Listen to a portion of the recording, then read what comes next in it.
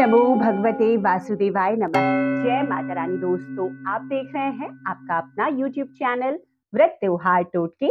मैं हूं आपके साथ रिमझिम शर्मा। दोस्तों, हमारे धर्म में कई ऐसे व्रत होते हैं जो अपने अखंड सौभाग्य के लिए रखते हैं। कई ऐसे व्रत होते हैं जो हम अपने संतानों के लिए रखते हैं। सुख समृद्धि के लिए कई व्रत रखे जाते हैं। तो आज इस वीडियो में मैं आपके साथ अपनी संतानों के लिए रखे जाने वाले व्रत जीवित पुत्रिका व्रत के संपूर्ण नियम शेयर करने जा रही हूँ। दोस्तों, जीवित पुत्रिका व्रत, जिसे हम जितिया, ज्वितिया जैसे कई नामों से जानते हैं, हमारे धर्म में बहुत ही महत्वपूर्ण व्रत है। और कुछ ऐसे खास कठिन व्रत हैं, उनमें से एक है जीवित पुत्रिका का व्रत, जो सभी माताएं अपनी संतान की दीर्घायु के लिए, उनके उज्जवल भविष्य की कामना के लिए, या माताएं संतान प्राप्ति की इच्छा से भी इस व्रत को धारण करती हैं। देखिए, हर साल अश्विन मास के कृष्ण पक्ष की अष्टमी तिथि में इस व्रत को धारण किया जाता है। तो दोस्तों, इस साल जीवित पुत्रिका का व्रत जो है वो रखा जा रहा है 6 अक्टूबर को। हालांकि 3 दिवसीय ये व्रत है, सप्तमी से लेकर नवमी तक का। तो अब सप्तमी से नवमी तक, मतलब कि व्रत के नहाय खाए से लेकर व्रत के पारण तक, इन 3 दिवसों में आपके लिए क्या विधि विधान होने चाहिए, व्रत जो माताएं कर रही हैं, और क्या नियम है जिन नियमों को मानकर ही जीवित पुत्रिका व्रत का संपूर्ण फल हम प्राप्त कर सकते हैं। तो वीडियो को अंत तक जरूर देखिएगा। सभी जानकारियां इसी एक वीडियो से आपको प्राप्त हो जाएंगी। वीडियो अगर पसंद आए तो लाइक जरूर कर दीजिए। देखिए, किसी भी अन्य तरह की जानकारी चाहिए, कमेंट बॉक्स में कमेंट कर आप मुझसे पूछ भी सकते हैं। मैं पूरा प्रयास करती हूँ आपके सभी सवालों का जवाब बिल्कुल सही समय पर आप तक पहुंचा सकूं। दोस्तों, जीवित पुत्रिका व्रत से जुड़े हुए कई वीडियोस मैं आपके साथ शेयर कर रही हूँ, उन वीडियोस को भी जरूर देखिए। दोस्तों, जीवित पुत्रिका का व्रत, जैसा मैंने बताया, माताओं के लिए एक कठिनतम व्रत है, क्योंकि इस व्रत में निर्जल निराहार पूरे 24 घंटे, या कहें कि पूरी अष्टमी तिथि में रहा जाता है। तो सबसे पहला नियम, एक एक कर मैं आपके साथ नियम शेयर करती जाती हूँ कि दोस्तों, ये 3 दिवसीय व्रत होता है। जैसा कि मैंने आपको बताया कि व्रत सप्तमी तिथि से प्रारंभ होकर नवमी तिथि तक रहता है। तो सप्तमी की तिथि जो पहला दिन होता है, इस बार 5 अक्टूबर को नहाए खाए हम व्रत का करेंगे। दूसरे दिन यानी कि 6 अक्टूबर को हम पूरे दिन निर्जल निराहार रहकर उपवास में रहेंगे। और तीसरे दिन दोस्तों, इस व्रत का शुभ मुहूर्त में ही पारण किया जाता है, अष्टमी तिथि के समाप्त होने के बाद। तो पहला नियम तो यही है। इस नियम को आप ध्यान दें कि आपने सोचा कि आज मैं व्रत कर लूं, ऐसा नहीं है। आपको नहाय खाए से लेकर पारण तक के सभी नियमों को जानना व्रत से पहले बेहद जरूरी है। दोस्तों, दूसरा महत्वपूर्ण नियम कि इस व्रत को आपको, जैसा कि पूरे 24 घंटे का हमारे धर्म में सूर्योदय से अगले दिन सूर्योदय तक का व्रत होता है, लेकिन यहाँ पर थोड़ी सी एक और खास जानकारी है। जानकारी ये है कि उदया तिथि में, अष्टमी तिथि उदया तिथि में इस बार 6 अक्टूबर को मिल रही है, तो 6 अक्टूबर को हम व्रत धारण करेंगे। सुबह ही हालांकि 6:34 पर अष्टमी की तिथि प्रारंभ भी हो जाएगी, जो कि समाप्त होगी 7 अक्टूबर को सुबह 8:08 पर। तो यहाँ पर ध्यान देने वाली बात यह है कि जब तक अष्टमी की तिथि समाप्त नहीं हो जाती है, तब तक आपको व्रत को नहीं खोलना है। जैसे कई व्रतों में क्या होता है कि सूर्योदय के बाद अगले दिन हम व्रत खोल लेते हैं सुबह की पूजा के बाद में, लेकिन इसमें ऐसा नहीं करना है। तिथि के समाप्त होने का आपको इंतजार करना है। देखिए, इस बार तो तिथि सुबह ही समाप्त हो रही है, कई बार तिथि 10 बजे या 12 बजे 1 बजे तक रहती है।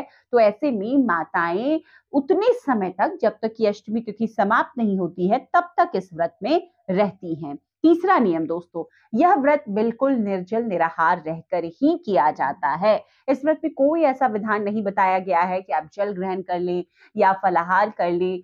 इस व्रत को, द्वितीया व्रत को, निर्जल निराहार रहकर ही पूरे दिन माताएं धारण करती हैं और अगले दिन ही व्रत का पारण करती हैं। दोस्तों, चौथा नियम, नहाए खाए के दिन से ही सभी नियम शुरू हो जाते हैं। तो इस दिन भी आपको तामसिक भोजन नहीं करना होता है, शुद्ध सात्विक भोजन ही करना होता है। और नहाए खाए के समय जो अगला नियम है, कि कई स्थानों पर देखिए आमतौर पर उत्तर भारत में जीवित पुत्रिका का व्रत रखा जाता है। बिहार, उत्तर प्रदेश, पश्चिम बंगाल, झारखंड जैसे राज्यों में तो आमतौर पर जो महिलाएं होती हैं, जो माताएं होती हैं, वो एक समय शाम के समय ही जीवित पुत्रिका व्रत में भोजन करती हैं। इस व्रत में गंगा स्नान या किसी भी पवित्र नदी में तीर्थ स्थान पर स्नान का नहाए खाए के दिन बहुत ज्यादा महत्व बताया गया है। तो माताओं की कोशिश रहती है कि वो नहाए खाए के दिन किसी भी पवित्र नदी में स्नान करके आए, घर में आकर पूजा पाठ करें, उसके बाद में ही वो एक समय का भोजन ग्रहण करें। दोस्तों, अब जो अगला नियम है कि आपको इस व्रत में नहाए खाए के दिन भी कुछ ऐसी विशेष चीजें हैं जिसे खाकर ही आपको इस व्रत को शुरू करना है। उन खास चीजों में है आपको मड़ुए की रोटी। जो मड़ुआ होता है उसे रागी हम सभी जानते कहते हैं, तो रागी की रोटी खानी है आपको। नोनी एक तरह का साग होता है, बहुत महीन महीन उसकी पत्तियां होती हैं और लाल तने होते हैं। नोनी का साग होता है। झींगा, जैसे तोरी होती है वैसे ही झींगा होता है सब्जी, तो झींगे की सब्जी खानी है। पोई एक प्रकार का वो भी साग होता है, तो पोई के पत्ते का आप किसी भी सब्जी में डाल दें, हमारे यहाँ पकौड़ियां बन जाती हैं, तो पोई का पत्ता आपको खाना है। इस दिन दोस्तों आपको ये ऐसी चीजें हैं दोस्तों जो बहुत जरूरी है। कई लोगों के यहाँ व्रत नहाए खाए के दिन मछली खाकर भी शुरू किया जाता है, तो इसमें भी कोई दिक्कत नहीं है। वो आपके क्षेत्र के हिसाब से है कि आपके क्षेत्र में क्या खाकर, जैसे मिथिलांचल में जो माताएं करती हैं, बिहार का एक हिस्सा, वहां पर मछली खाकर नहाए खाए किया जाता है, तो आप वैसे भी कर सकती हैं अगर आपके क्षेत्र के रिवाज में ऐसा है तो। नहीं तो ये सारे भोजन जो मैंने बताया है, ये 4-5 चीजें जो ऐसी होती हैं कि नहाए खाए के दिन आपको जरूर खाना चाहिए। अब दोस्तों, इस व्रत में क्योंकि ये निर्जल निराहार व्रत है और इस व्रत में जो अष्टमी की तिथि जब से प्रारंभ हो जाती है तो एक बूंद भी जल का, पानी का ग्रहण नहीं किया जाता है। तो ऐसे में आपको सुबह में इस व्रत को करने के पहले आप चाहें तो उठगन जिसे बोलते हैं, आप वो ले सकते हैं। जैसे कि व्रत शुरू करने के पहले जब जो सप्तमी की तिथि है वही चल रही होगी, उस समय आप चाहें तो सुबह जल ग्रहण कर सकते हैं। इसमें हमारे यहाँ जो विधान है कि पान माताएं जरूर खाती है। पान की पत्ती को भी ना बहुत ज्यादा जीवित बताया गया है, मतलब वो भी विपरीत परिस्थितियों में पत्ता होता है, तो उसे खाना बहुत शुभकारी बताया गया है। तो पान के पत्ते को खा करके सो जाती हैं, फिर अगली सुबह जब अष्टमी की तिथि शुरू होती है तो निर्जल निराहार व्रत में रहती हैं। तो इस प्रकार से व्रत को शुरू किया जाता है। अब अष्टमी की तिथि, व्रत वाली तिथि शुरू हो गई, तो ऐसे में आप सुबह उठेंगे अष्टमी की तिथि में। सबसे पहले तो स्नान आदि क्रियाओं से निवृत्त होकर के सूर्य नारायण को आपको अर्घ्य आज के दिन जरूर देना है। इसके बाद आपको व्रत का संकल्प ले लेना है। व्रत का संकल्प लेंगे कि आज निर्जल निराहार व्रत में हैं आप और पूरे दिन आपको इस दिन निर्जल निराहार ही रहना है। जल का एक बूंद भी आपको ग्रहण नहीं करना है। ये एक विशेष नियम है जीवित पुत्रिका के व्रत में दोस्तों। अब दोस्तों, जो अष्टमी तिथि में पूजा आराधना होती है, आज के दिन की पूजा संध्या काल में, प्रदोष काल में ही होती है। आज की पूजा जिमूत वाहन भगवान की होती है। उन्हीं के नाम पर इस व्रत को ज्वितिया भी कहा जाता है। तो दोस्तों, आज की पूजा में भगवान जिमूत वाहन कुश के बनाए जाते हैं और कलश में उनकी स्थापना करके या तो सामूहिक रूप से नदी या सरोवर किनारे महिलाएं इस व्रत को करती हैं, गीत गाती हैं, जो भी मांगलिक गीत होते हैं जीवित पुत्रिका व्रत के, और उसके बाद इस व्रत को संपन्न पूजा पाठ करती हैं, सामूहिक रूप से कथा, या अगर आप ऐसा नहीं कर पा रहे हैं तो अपने घर में भी, क्योंकि हर जगह पे ये संभव नहीं है कि बहुत ज्यादा लोग आपको मिल जाएं जीवित पुत्रिका व्रत को धारण करने वाले, तो आप अपने घर में भी अपनी माँ, अपनी बहन, भाभी, जिनके साथ भी आप करना चाहें, अपने परिवार के सदस्यों के साथ में, या आप अकेले हैं तो इस व्रत को कर सकती हैं अपने घर पर। तो आप चाहें तो उसी तरह से कुश के एक बना करके भगवान जिमूत वाहन, पीले वस्त्र उन्हें हम अर्पित करते हैं, कलश में उनकी स्थापना करके हम उनकी पूजा आराधना करते हैं, तो आप इस प्रकार से कर सकती हैं। अब दोस्तों, जो अष्टमी की तिथि होती है ना, उसमें हमारे यहाँ जो रिवाज है, अगर आपने जीवित पुत्रिका व्रत की कथा सुनी होगी तो चील्हो सियारो की जो कथा है, तो चील्हो सियारो को हमारे यहाँ भोजन दिया जाता है। वो भोजन क्या होता है मैं आपको बता देती हूँ।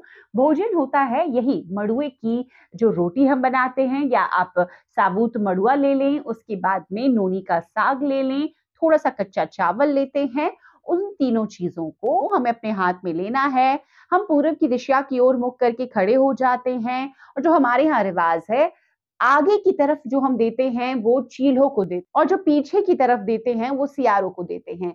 तो पहले आपको सियारों को पीछे की तरफ दे देना है, उसके बाद आगे की तरफ आप इन तीनों चीजों को उछाल करके फेंकना होता है, निहुचना कहते हैं इसे।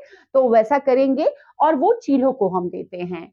दोस्तों, इसमें ये जो रिवाज है ये क्षेत्र विशेष के हिसाब से थोड़ा अलग भी हो जाता है। कई जगहों पर क्या होता है कि जो झींगा होता है उसके पत्ते पर भोजन निकाला जाता है चीलो सियारों के नाम से। वो भोजन आपके क्षेत्र विशेष के हिसाब से हो सकता है, जैसे कि बनी बनाई चीजें हो सकती है, मड़ुए की रोटी, नूनी का साग जो आपके यहाँ बनता है, या फिर आप जैसे मिथिलांचल में चूड़ा दही देने का रिवाज है। जो भी कुछ आपके घर में आज रिवाज के मुताबिक बनता है वो चीजें आप दे सकते हैं।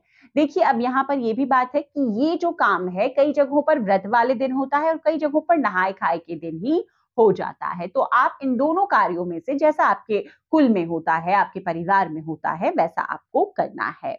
अब दोस्तों, आपने इस दिन पूरे दिन का उपवास रखा, शाम में आपने पूजा करी, कथा कही, उसके बाद में अब अगले दिन मतलब कि अष्टमी तिथि के समाप्त होने के बाद नवमी की तिथि में आपको व्रत को खोलना है।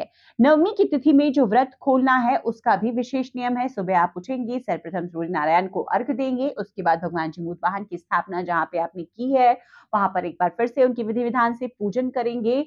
और दोस्तों, इसके बाद में दान पुण्य के लिए जो भी आप निकालना चाहे, जैसे सीधा सबसे पहले तो वो अनाज हम जरूर निकाल लेते हैं जिस दिन हम व्रत उपवास में हैं, जो हमने नहीं ग्रहण किया, तो पहले बार ब्राह्मण के नाम का सीधा निकाल दें। उसके बाद आज के दिन जो भी चीजें जो हमने ज्योतिया व्रत में अपने लिए ली है, जैसे कि नोनी का साग का आटा, कूशी के राव का आज के दिन जब पारण वाला दिन होता है उस दिन उसका झोर बनता है, तो कूशी के राव, झींगा, ये सारी चीजें भी आप ब्राह्मण के नाम से निकाल दें दान के लिए।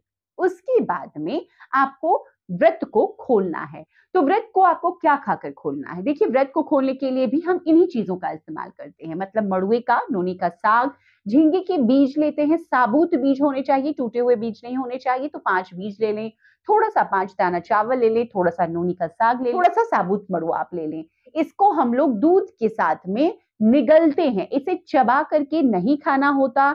दूध के साथ में इन चारों चीजों को अपने मुंह में लेकर के निगल लेना है और इसी चीज को खा करके आपको व्रत को खोलना है। इसके बाद में आप चाहें तो एक बार फिर से इस दिन क्या बनता है मैं आपको बता दूं। इस दिन हमारे यहाँ कूशी के राव का झोर बनता है, झींगे की सब्जी बनती है, नोनी के पकौड़े बनते हैं, पोई के पकौड़े बनते हैं। इस दिन हमारे यहाँ कंदा बनता है, जैसे कि सूरन होता है उसी प्रकार से कंदा होता है। आप चाहें तो सूरन बना सकते हैं, ये चीजें बेहद शुभ मानी जाती है। तो ये बनता है और चावल, तो इसके साथ में दही, कहीं पे कढ़ी बड़ी भी बनती है। तो जो भी आपके यहाँ बनता है, ये शुद्ध सात्विक चीजें खाकर ही हम इस व्रत को फिर खोल लेते हैं।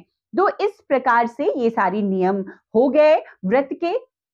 अब दोस्तों, एक और 2 चीजें जो बहुत महत्वपूर्ण है, जैसे कि जीवित पुत्रिका के व्रत में जीमूत वाहन का ज्वितिया बनती है, सोने की ज्वितिया। तो ये आपके जितने भी, कई लोग देखिए पुत्रों के लिए बनाते हैं और कई लोग पुत्रियों के लिए भी बनाते हैं। तो आपके पुत्र हैं, पुत्रियां हैं, जितने भी हैं उतनी की संख्या में ज्वितिया बना करके भगवान जीमूत वाहन की जब हम पूजा करते हैं उनके सम्मुख रखा जाता है। आप लाल धागे में, पीले धागे में या मोतियों में उसे बनवा करके रख लें और पूजन के बाद में आपको अपने गले में उसे धारण कर लेना होता है। आप जब तक चाहें इसे धारण करके रह सकते हैं। कई माताएं तो पूरे साल रखती हैं, कई सवा महीना, कई 11 दिन, ऐसे जब तक आपकी इच्छा हो इसको आप धारण करके रखेंगे। तो ये एक और महत्वपूर्ण नियम है। ज्वितिया के व्रत में दोस्तों दातून ब्रश भी नहीं करना होता है, क्योंकि जल का एक बूंद भी आपको नहीं ग्रहण करना है। तो देखिए, यहाँ पर मैंने कोशिश की है कि सप्तमी से लेकर नवमी तक की तिथि में जितने सारे नियम हैं वो आपके साथ एक एक कर शेयर कर सकूं। देखिए, हमारे यहाँ इसी विधान से होता है। आपके क्षेत्र विशेष में हो सकता है कुछ नियम और भी हों या कुछ नियम हमारे से अलग हों। तो आप अपने परिवार में भी जरूर एक बारी पूछें कि आपके यहाँ क्या अलग नियम हैं। उन नियमों को मानते हुए संपूर्णता से इस व्रत को धारण करें। तभी ऐसा बताया जाता है, नियमों को मानते हुए जब हम कोई व्रत करते हैं तो उसका पूर्ण फल हमें प्राप्त होता है। तो दोस्तों, आपको भी अगर वीडियो पसंद आया हो तो लाइक जरूर कीजिएगा। चैनल पर पहली बार आए हैं, इस तरह की जानकारियां आपको भी अच्छी लगती है तो चैनल को सब्सक्राइब करना ना भूलें। वीडियो देखने के लिए बहुत बहुत शुक्रिया। जय माता रानी, हर हर महादेव।